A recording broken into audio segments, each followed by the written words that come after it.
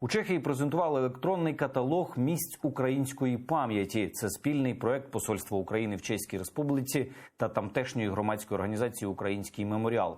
За допомогою цього онлайн-каталогу кожен може дізнатися про всі наразі відомі українські поховання в різних куточках Чеської Республіки, зокрема отримати дані про точне місце розташування та стан пам'ятника чи могили.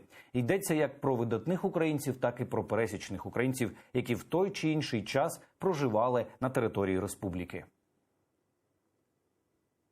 Чехословаччина, Чехія стала найбільшим пантеоном, українським пантеоном у Європі. Тут насправді сотні могил і визначних українців, і простих студентів. Нації, які не пам'ятають про своїх героїв, про місця своєї пам'яті, вони не мають майбутнього. Зараз у нас опрацьовано 414 українських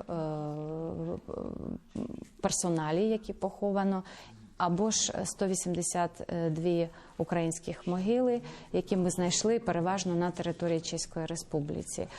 На цьому сайті, це сайт ukrmemorial.eu, він у сконденсованій формі показує місце розташування могили, геолокацію, опис, історичний коментар.